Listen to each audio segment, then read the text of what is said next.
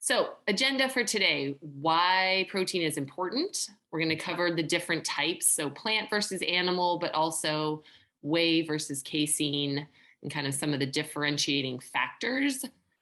We're going to discuss how to use it effectively, because whilst protein is important, it's also very important that you use it properly, and then do some open Q&A at the end. We'll maybe some kind of award, a clapping round for someone that thinks of the most creative protein question, maybe one that I've never had before, never received before. That's a challenge, and we encourage everyone to, definitely chime in if you have questions along the way. Type them in the chat or just raise your hand, and I'll help moderate. Thank you, thank you. So let me go back one.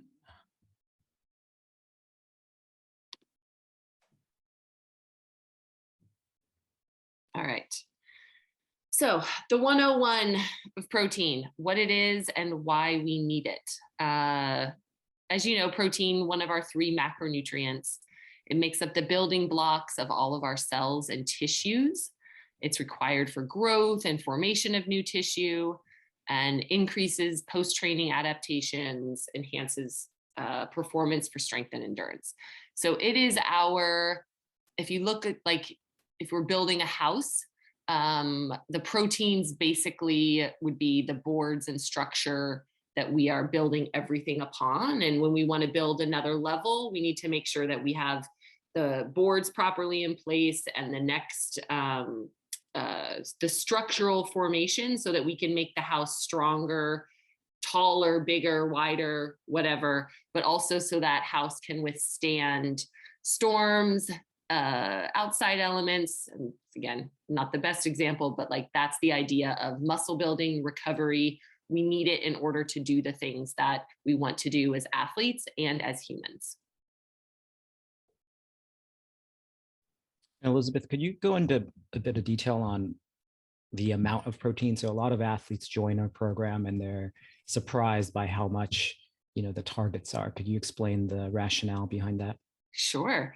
So all of the current scientific studies have shown that we need significantly more protein than the RDA lays out. The standard now is really 1.6 to 2.2 grams per kilogram of body weight per day. If you don't like doing math, it ends up being roughly about your body weight in pounds.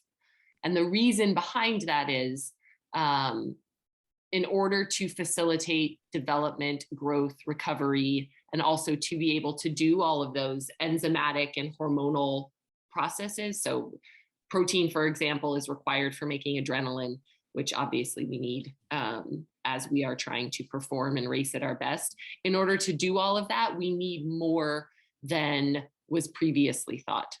And the rationale also behind protein consumption, when you're looking at body composition, protein is calorically lower than something like fat.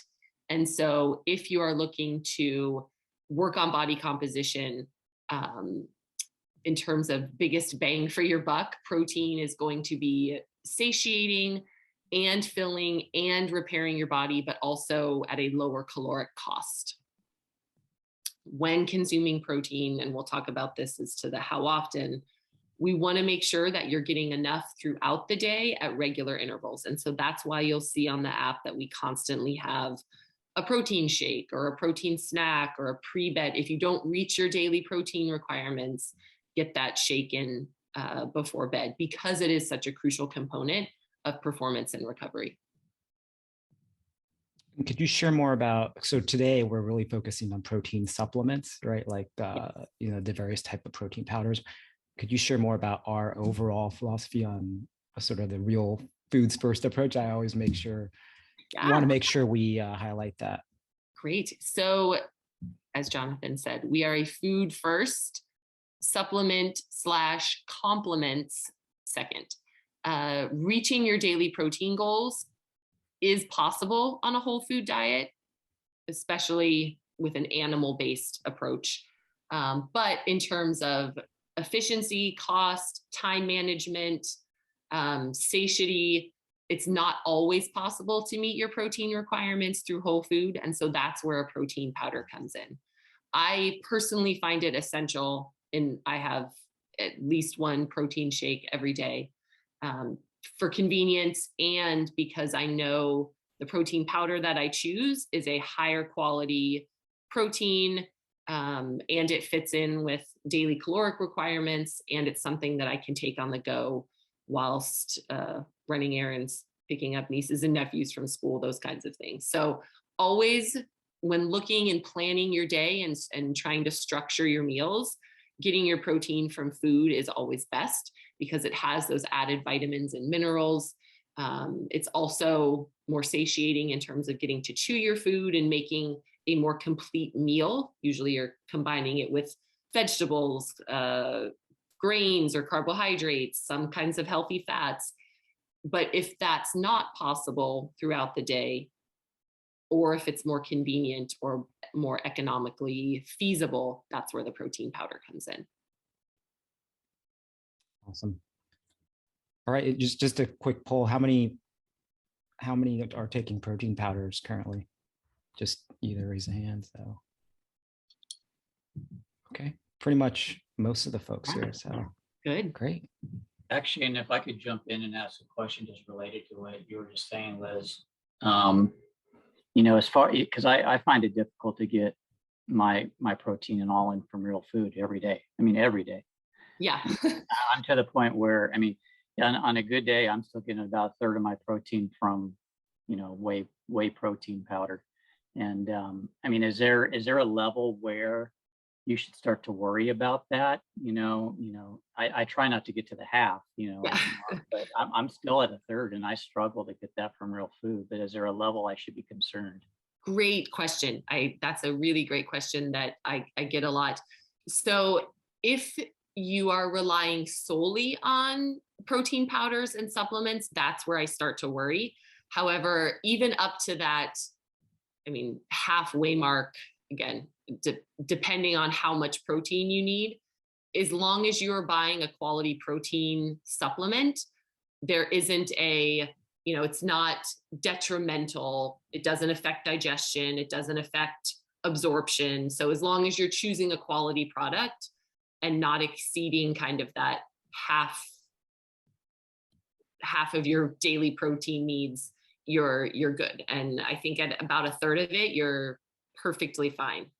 And I think it's a good opportunity to look at, what ways, this is where, speaking with Scott or myself, if, you take your typical day, how can we help recommend getting in additional protein through your meals and through whole foods? Is it, adding an extra egg white here to the scramble? Is it adding hemp seeds to, your salad? Is it,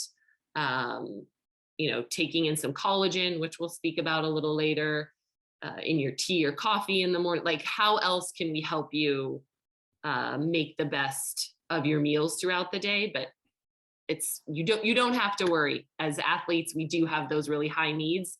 So it's going to be something that's necessary on a daily basis, for sure. Great. And then question from Jonathan Kaplan here: how much protein can the body absorb at one time? Great question. It all depends. It depends on your kind of use of protein. So trained athletes, they found, can consume a bit more because your muscles are used to actively using that to repair and power and fuel your workouts. Your body weight is taken into account. Your gender is taken into account. So with those prerequisites set, in general, between 30 to 45 grams at a time. And that's about every 3-ish hours. So if you're looking at, if you have 120 grams of protein you need to get in a day, it's fairly easy to spread that out over a breakfast, lunch, and dinner at 40 grams of protein. If you're looking at 200 grams of protein a day, that's where you really have to start, you know, kind of looking at your 3 to 4 hour segments throughout the day and how you can maximize that 45 grams here, maybe 30 grams, 45, and kind of planning it out throughout the day. I think I see too, what happens if you consume too much? So just like any macronutrient, your body will eventually store that as at the very least, store it calorically, and then storing as fat kind of is all nutrients, excess fuel, all excess calories. But it's longer to process and digest. So, you know, consuming 70 grams of protein at a meal, not ideal. But calorically, it's not like all of a sudden that's going to turn into fat. It's just where that fits in with your total daily calories. So sticking around that 40, 45 grams per meal is ideal.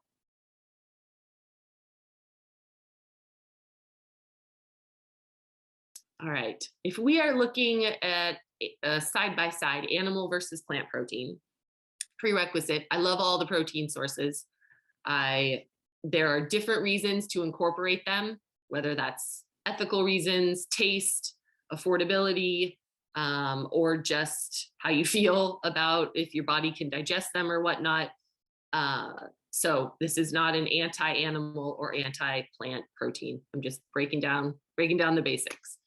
Animal proteins, whey, isolate, casein, those all obviously come in the form in terms of protein powders that comes from goat or cow milk, but obviously protein sources, fish, beef, chicken, turkey, those kinds of things. Plant proteins, pea, soy, and hemp are going to be your best options, which we'll talk about in a minute. They are complete proteins, but you can get them from things like flax, chia, pumpkin seeds, there's a wide variety of sources to get plant proteins from. And the reason that we call animal proteins complete is because they contain all 20 of the amino acids and those 9 essential amino acids that we can't make on our own. Plant proteins, with the exception of pea and hemp, are incomplete, meaning they don't contain all 20 of those amino acids and don't have those essential, which is why it's often recommended to combine different plant sources. So you'll see on a lot of plant protein powders, they have hemp seeds, pumpkin seeds, and pea protein. And that's, again, to fulfill that complete nutritional profile. Protein content and density. This is where, if body composition is a goal and just overall satiety, kind of bang for your buck, pound for pound, 4 ounces of an animal-based protein will give you 20 to 25 grams versus 4 ounces of, say, tofu, that's the most dense plant protein, will only give you 10 grams. So you would almost have to eat 2 to 3 times as much of the tofu as you would, say, a piece of fish or a piece of chicken. Digestion rates, again, something to consider. Whey protein is the fastest and easiest to absorb. Casein is actually the slowest. And then soy, pea, and hemp is kind of right in the middle.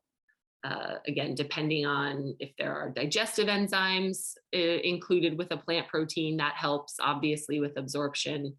But it doesn't make any one of them necessarily better or worse. It's just when you want to incorporate those into your diet and into your day as to when each one is best. But those are the differences if you're looking at them strictly from kind of a scientific standpoint.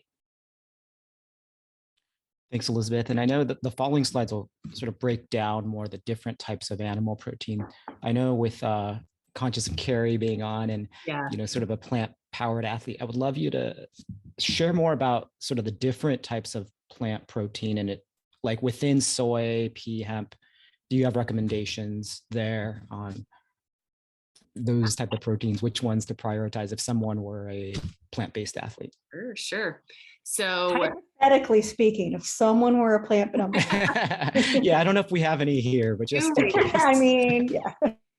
My dear friend there, this is, I will, as we have spoken about this many times before, I would say biggest bang for your buck would be pea or hemp proteins. Those two are some of my favorites. Pea, because it's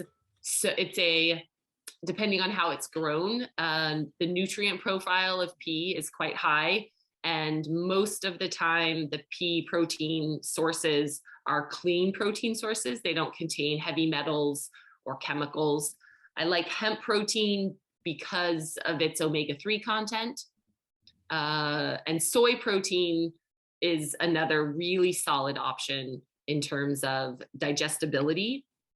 So as an athlete, any of those three, I would say, are my favorite and top choices. And as Carrie and I have talked about before, soy protein got a very bad rap. It is not, it is not cancer causing. It does not disrupt your hormonal system.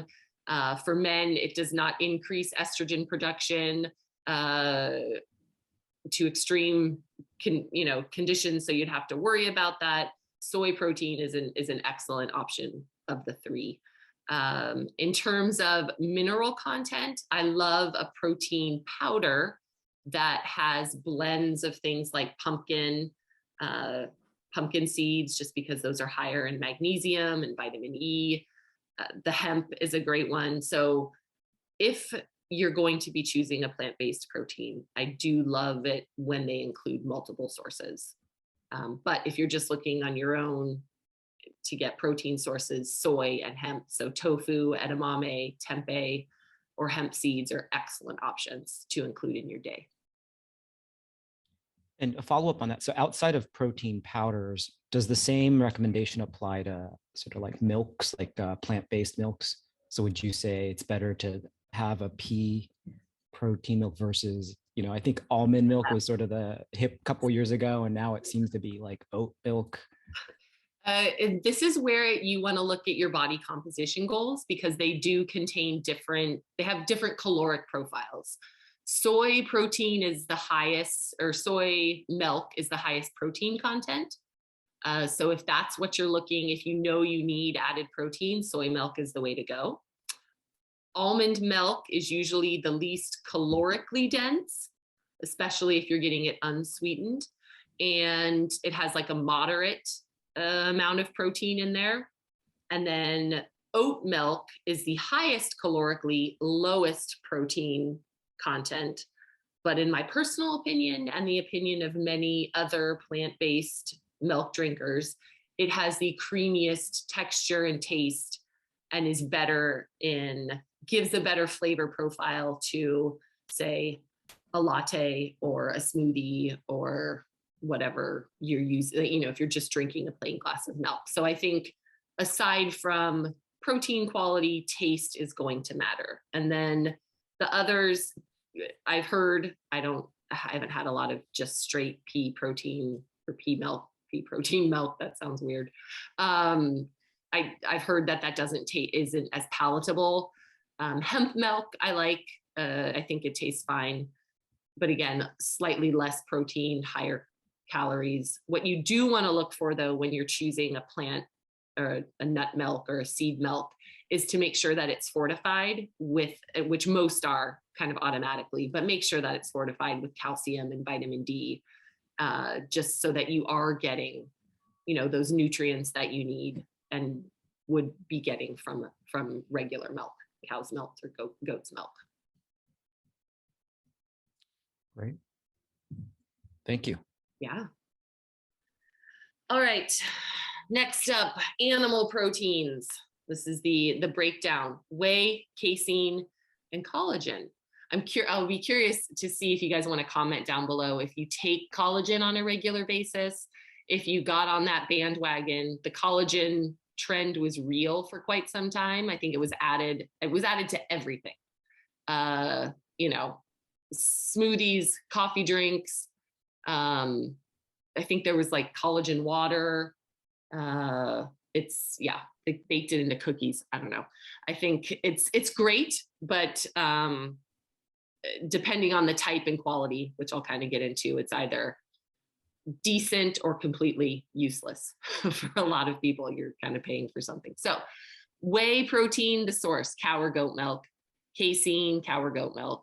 Collagen either comes from bone hide from cows, or kind of, the tendons and ligaments you can get from different animal sources. They also have marine collagen for plant-based athletes. Processing and the quality. So if you're looking at a whey, what they do is they take the cow's milk and they filter out the lactose, fat, and carbohydrates. And what you're left with is kind of a calorically lean, less dense source of protein. You are looking for that whey protein isolate. You're also looking for it to be hydrolyzed. That's kind of your gold standard of whey protein. And if you have a lactose intolerance, which I do, whey protein, if it's a quality protein and an isolate, shouldn't upset your stomach. I had always kind of stayed away from them. And I realized now, years ago, that's because I was buying a cheap version of whey protein and they hadn't really removed the lactose. But if you get a good one, it's very easily digestible. It's digested fast. The Momentous brand is the one that I love that doesn't negatively impact my stomach or GI system at all. Casein really has everything is a little processed, but the fats and carbohydrates are for the most part left in, which also means a lot of the nutrients are left in, which kind of we'll talk about. I think grass-fed isn't necessary. So less processed, but also of equal high quality. And then collagen, when you're looking at collagen, it's a protein found in the body, but it doesn't contain all of the amino acids. Depending on the type and source that you get, it contains anywhere from 9 to 19. So you can't just substitute it one for one as an animal protein source. It does contain those 3 key amino acids for connective tissue and joint health.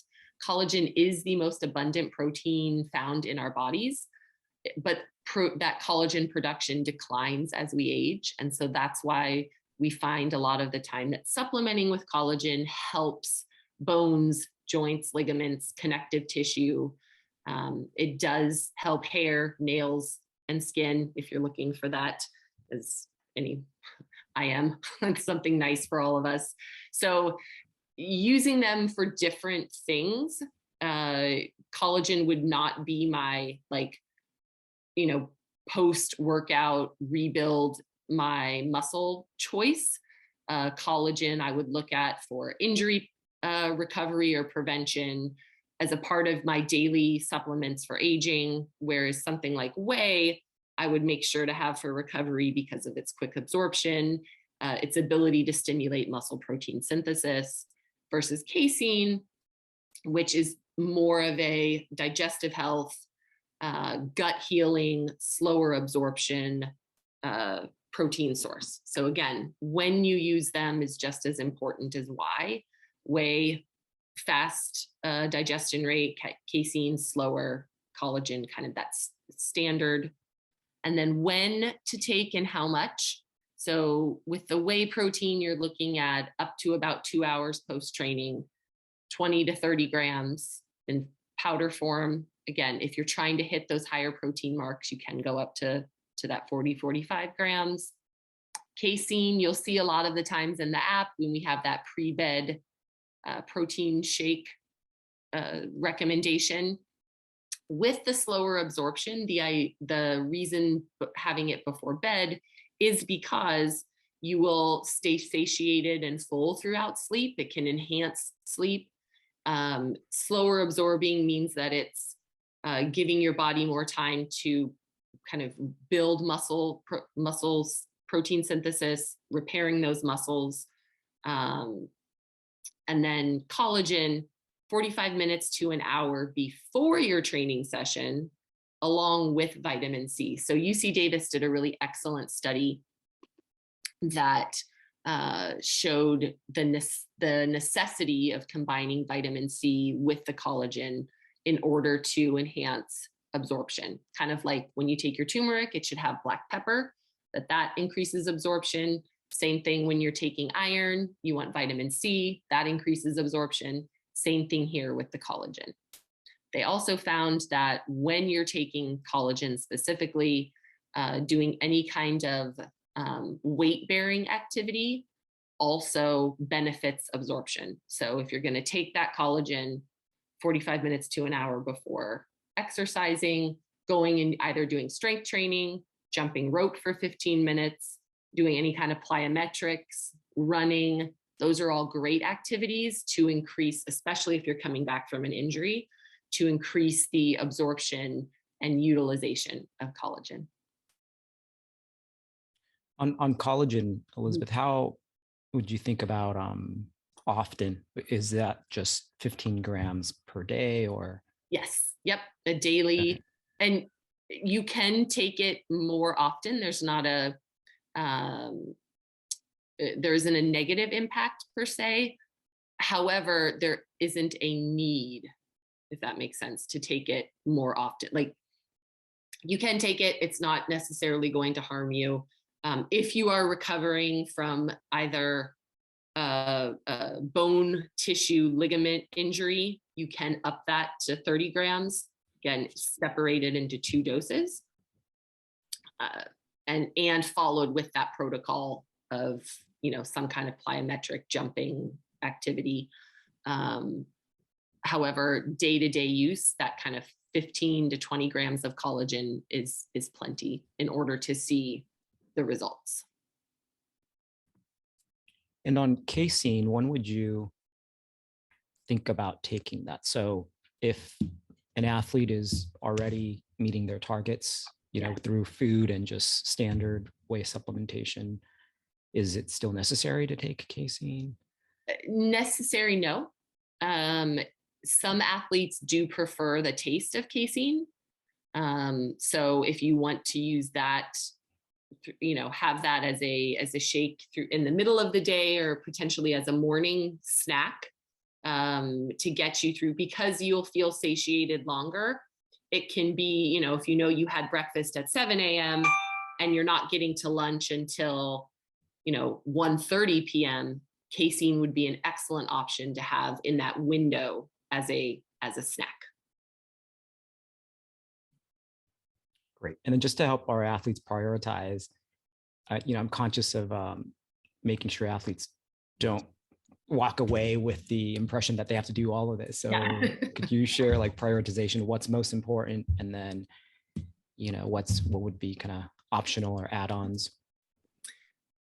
What's most important is that you meet your daily protein targets. Let's just put that as the banner. How you go about doing that is secondary. So as a coach, I want to see that you're making the smart choices and prioritizing your fueling appropriately. But then when you look at what supplement you need, a whey or plant-based, protein, I would say, is priority number 1. So if you only get one of kind of the 3, go with either a whey or plant-based protein in order to meet those protein requirements. If you're going to be taking casein, I think it's a nice, I have it in my repertoire for those days that I'm either not, because a whey protein, you can still take that before bed. It's not that casein is the only one that you can take. So whey kind of works, gosh, I guess whey is your O negative blood type. It works for everybody. Everybody loves it. You can take it in the morning. You can take it before workout, after workout. You can take it at night. It's or a complete plant-based protein. Both of those are just fine. So casein, I like to have that in the repertoire to use. And then collagen is really one that kind of is athlete and need specific. If you are an athlete that is aging, I think it's very beneficial. Not necessary if you eat, kind of an animal-based diet and can potentially get collagen from other sources. Also important to prioritize if you are an athlete that gets injured or you're coming back from an injury. I think it's a great option. Or if you're that person that is always, getting ankle injuries or something like that, like, you're more injury prone. I think that's just a wise preventative measure. And in terms of practicality, it's an easy, collagen is, I guess you can buy it flavored now, but it's unflavored, very easy to add to your morning coffee or tea, very easy to add to, you can even add it to water, or orange juice is kind of to get that vitamin C. I remember when I was injured, the two things that I would do was collagen this was before Momentous makes one that has vitamin C in it, so you don't have to worry about that. Before, going and doing my rehab exercises, it was orange juice with collagen mixed in, or I made Jello shots, with no vodka, just orange juice, the Jello mix, and collagen put in there, which was easy because I can't drink, a whole cup of liquid kind of 15 or 30 minutes before going to run or going to jump rope. I didn't want that in my stomach. So a Jello shot was an easy way to get it. Yeah. On collagen, I know Kathleen put in a comment here. So how do you know if yours is useless or not? I would generally say if it's the kind that Starbucks is offering to add into your latte or, one of those, it's probably not as effective. Collagen is one of those that does better if it is hydrolyzed, if it has vitamin C mixed in with the product. Momentous, their collagen has an ingredient in it called Fortigel, which helps with absorption and has been shown through different studies in Germany, which is kind of one of the experts on why they're experts on collagen, but they've done a lot of studies, and Fortigel is one of those ingredients. The combination, the matrix of the cellular structure for that is a higher quality, better for absorption. I think kind of some of those common brands, Vital Proteins is one you can get a lot of places. I think it's all right, but most of them you'd have to add vitamin C to. So I would say in this instance, the price that you're paying probably determines the quality of the supplement. Is some collagen better than none? I think if you're going to spend your money on it, and it's important for injury repair, especially, buy a quality product. If you're looking at it as kind of a daily maintenance for, say, skin, hair, nails, and just kind of maintaining a collagen kind of balance within your body, you're probably okay going with a standard product. Just know that having some vitamin C with it will help absorption. Great. Question from Scott. Is there a recovery advantage for casein at night?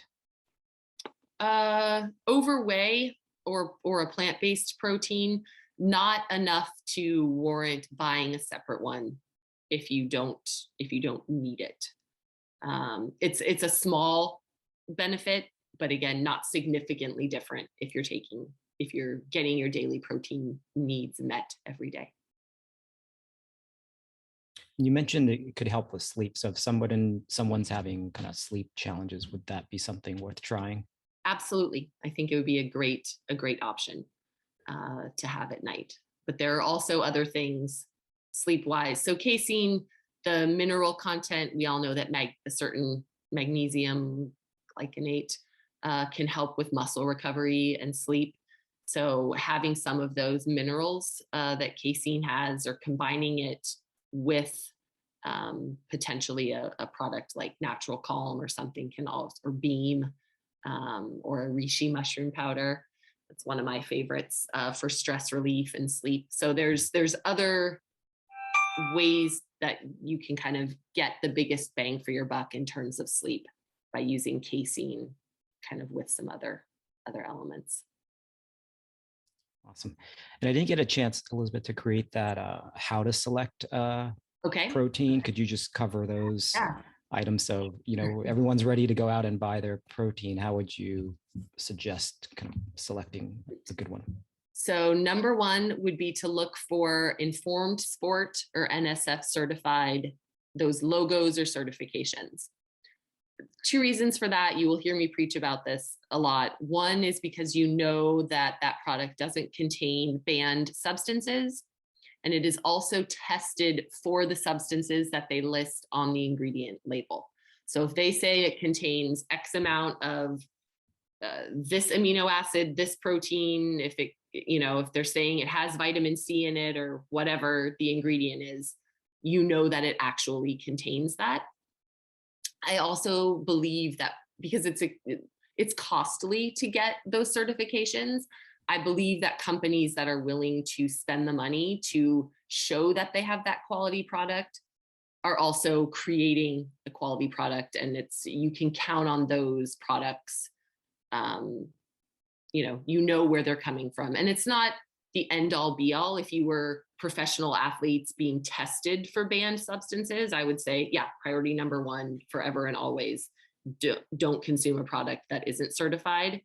But I think it's just as important for the rest of us not to consume products that potentially have dangerous ingredients, and support companies that create products that are good for all athletes. So there's priority number one. Priority number two, lab door. I see that lab door certification. That's important. I think, and good enough if you are not a professional athlete kind of being tested for banned substances. So yes, I like lab door a lot for a multitude of supplements. I think that's a great option. Second priority, no fillers, or I like to say proprietary blends, which it's hard to find companies that don't do proprietary blends. However, more and more often you're seeing a label on a package that actually breaks down. They'll say, oh, we added BCAAs. Thanks. But did you add, like, which ones did you add? At what quantities did you add? If they say it's a mix of plant-based proteins, and they say our proprietary blend of soy, pea, flax, whatever, I like them to break it down and show the percentages so that you know exactly what's in your powder, and that they're not, as we know, companies often do, they'll put the key terms and the kind of the big important buzzwords at the front, and then potentially fill in with other ingredients. They're a business, they're trying to make it affordable. I'm not picking on them particularly, but no fillers. And if you can stay away from proprietary blends, or if they talk about what's kind of in their blend and really break it down for you, I think that's important. And then palatability really matters. If you don't enjoy the taste of your protein powder or supplement, it's useless. And there are plenty of options out there to find one that you actually enjoy consuming on a regular basis. I know there's multitudes of flavors. I'm always a little bit weary of the protein companies that have like birthday cake flavor and cotton candy flavor and tropical whatever. I feel like there's a word on that label that probably says natural ingredients or natural sweeteners or something that, cow whey protein doesn't naturally taste like a tropical smoothie or a birthday cake, which I don't even know what exactly that means. So when you're looking at what they're adding to it, if it's a chocolate or vanilla, what ingredients are they actually putting in to give it that flavor profile? but then also less is more. So as closely to as minimal amount of ingredients as possible to change that flavoring, I think matters. Cost is another concern. Getting the most, kind of the biggest bang for your buck. I just saw a protein, because athletes are always sending me ones they want to try. And it was a plant-based protein. And I mean, it had everything. It was, reading the label, it really looked fantastic. And then I went and she showed me the price, and it was $98 for a bag of protein for like 24 servings, which, I mean, hey, if you want to pay $100 for a bag of protein, that's fine. She said it tasted really, tasted great. And but I think you have to be kind of mindful. There are other options. And this protein had mushroom powders mixed in and digestive enzymes. And I think it even had some greens like spirulina or kale or something. So it kind of became more of an all-in-one, which again, you can take that into consideration, and then it could be worth it. So you're not buying all those other supplements, but really paying attention to the cost. There are excellent options out there. I know Scott loves True Protein. I love Momentous, Vega, Garden of Life, and both True and Momentous make a plant-based protein at kind of that $50 to $60 range. All excellent options. Folks call, like, just out of curiosity, you can either unmute or type in the chat. Yeah, I know that a lot of people, athletes that are plant-based, some really like stevia and some don't. So that's something to look for in the label if you do or don't like that taste. That's another thing to consider. And really, when you're looking at adding protein, a protein supplement to your diet, understanding, excuse me, that it's going to be a part of your day, and prioritizing, like, I know I need it to meet my daily protein requirements, and I like it for the convenience factor. So find one that you like. There's always, deals to be found, and then find ways to incorporate it every day, whether that's a shake, whether it's a smoothie, whether you're adding the protein powder to your oatmeal, making protein bites, doing a collagen almond milk latte. However, you can conveniently add this to your day, you're gonna be better off for it.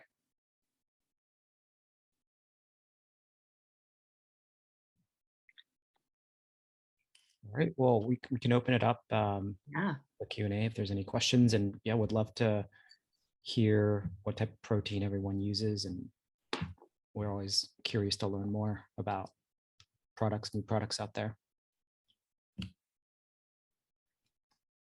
I've gotten a little addicted to Orgain, but that's only because it has a peanut butter flavor.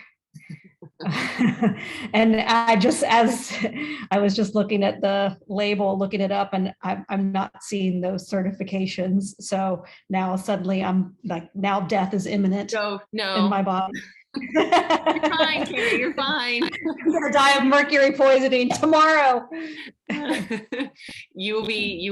Orgain actually is a very reputable brand. You're in good hands. I think there's a couple different kinds. So again, looking at I think there's an Orgain kind of all-in-one and an Orgain protein. So just make sure that calorically that those are different. But it has a great flavor profile too. And I know you do like the peanut butter. Yeah. I know Ascent has a whey peanut butter protein flavor for those of you that want a whey option. I also have had athletes get unflavored and then add that PB2 powder to get a protein boost, but a protein powder that also has a peanut butter flavor to it. So that's one you can do. I saw down a good question, the grass-fed whey or grass-fed protein doesn't matter. Meant to talk about this. So grass-fed beef will end up having higher omega-3 content, higher CLA, conjugated linoleic acid profile. It's also more, I guess, your carbon footprint is a little bit better treatment for the cows. So in theory, a better option. However, when they are filtering out those fats, CLA and omega-3s and kind of some of the vitamins and minerals, when the processing of whey to get, or processing of protein to get that whey isolate, they're removing the fats and carbohydrates. So you're losing some of that, some of those benefits. So not necessarily worth the bang for your buck to pay extra for grass-fed. I would say pay extra for the amount of protein per serving, or pay extra if it's hydrolyzed, so cold processed, has a higher absorption. So look for that as well. Like that's where I would direct my money.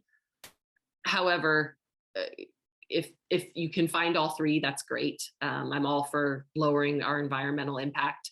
So again, kind of where you want to prioritize, but nutritionally speaking, the difference isn't great enough to warrant the extra cost alone.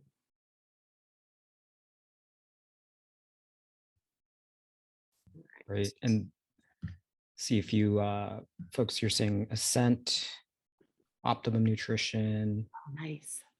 Dimetize. Yes, Ascent is great. I think Ascent is I think I first heard about that on Tim Ferriss's podcast. That's one of his favorites. Optimum Nutrition, good one. I don't know Dimetize. I'll have to look that one up. That's a new one. And Naked. Satish uses Naked. Yep. I've seen that one before. Oh, there's your PB. Yep, there it is.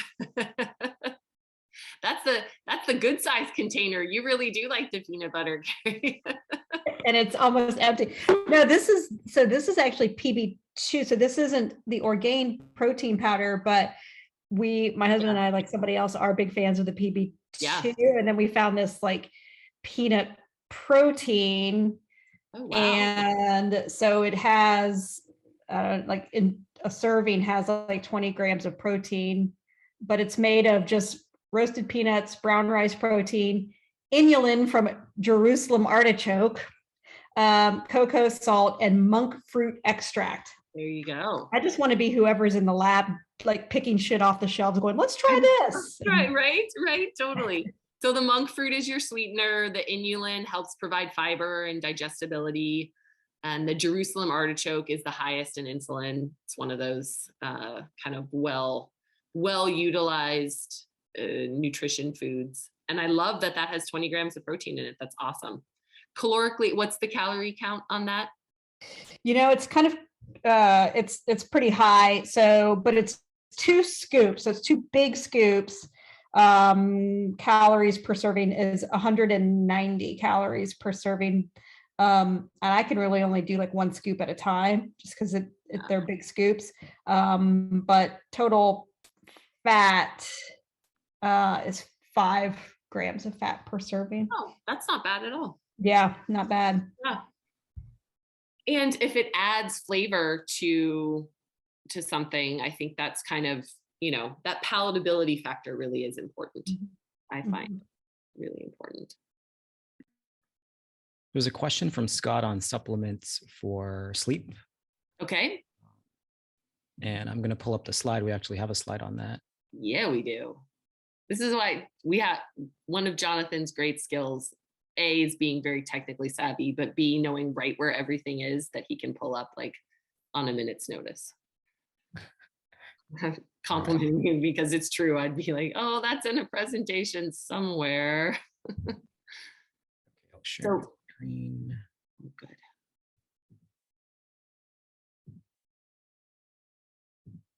Oh, perfect. All right. Sleep supplements. So in terms of sleep, melatonin is probably the best known ingredient to help induce sleep. Valerian root extract is another one. Reishi mushroom powder is another one to lower stress. Any kind of adaptogen herb. So Thorne is one of my favorite supplement products in general. I love their product line. It's very deep in terms of just about any nutritional need you have. Thorne has a product for it. Momentous makes an elite sleep that I have found quite helpful. You really want to look again at the ingredients, extract amount, and the quality and type. I think a sleep supplement is an excellent idea for athletes that are having issues with sleep if you have taken the time to understand why it is that you're having trouble with sleep. So do you have, again, this is my complement your diet, don't supplement. Like if you're having a sleep problem, is it because you're on screens until 11 p.m.? Is it because you ate dinner really late and you're just like your digestive processes are keeping you awake? Is it because you're stressed about something with work or family or training? Is it because you're overtraining and not fueling your body properly? So if you've gone through and checked all of those boxes and really looked to see where the issue is coming from, sometimes we just don't sleep well, and that's fine. It's important. It's more important to give your body that sleep. And so products like Thorne or Momentous, I know Beam is another one. They're not certified, but they do have their ingredients tested through, I don't think it's Labdoor, but it's another one. Natural Calm is another product to help with sleep. I think those can be very useful in getting a better sleep routine. I personally, because I sleep quite well, I use the Momentous Elite Sleep in the kind of 2 weeks before any big race, just because the ingredients actually help promote a more deep, restful sleep. But I find that in that last bit of training, or if you're in a very hard training block, I will take it also. Your body, your immune system is really trying to work to recover. You're stressed about your race. If you start to taper, hormonally, you're starting to change and your body doesn't know what to do with the extra time and less exercise. So things get messed up and sleep is off. And that's where I will bring in a sleep supplement to help make sure that I'm getting that quality sleep leading up to my race so that I am there and ready to perform on race day. Is magnesium also something you would recommend? Yeah, I love magnesium. Absolutely. I think you have to be careful because magnesium can be a laxative of sorts if you take too much. So you want to be mindful. In this instance, a little is good, a little is better until you know how much you need and how it's going to affect you. And again, the type of magnesium that you take is important. So magnesium glycinate is probably the best bang for your buck for muscle recovery and sleep. Any other questions? We have sort of another minute left could be about any topic. Yeah, throw it at anything. Nutrition related, of course. It has to be protein related. Oh, I can give life advice. Happy to do it. Okay. Trying to think if there are other protein questions I get.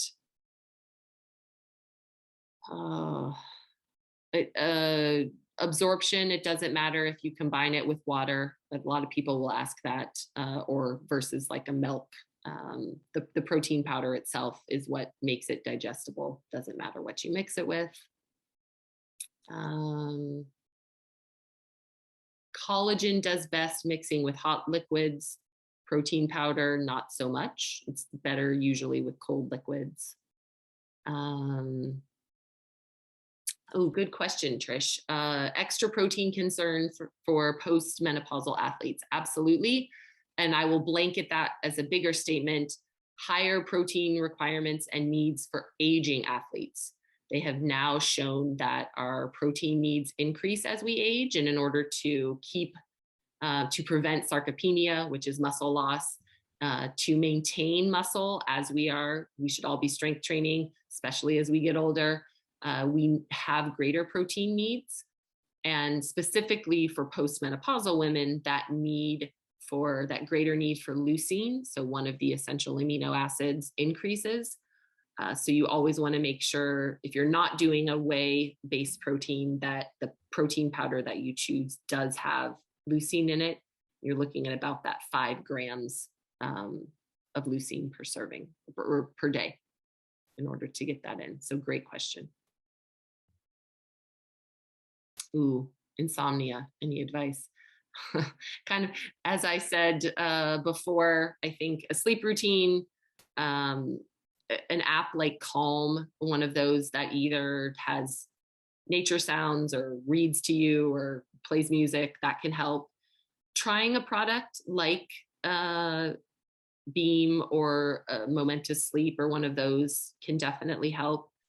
Restructuring your day.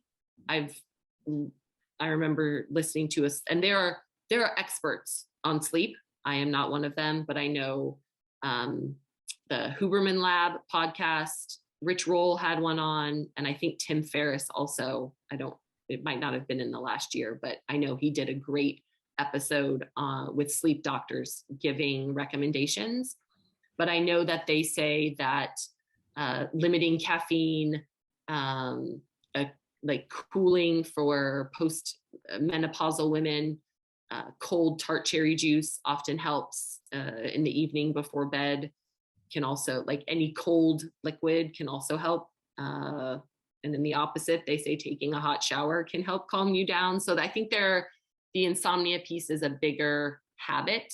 And I would also look at your training. Are you overtraining and under recovering? Because that can affect sleep as well.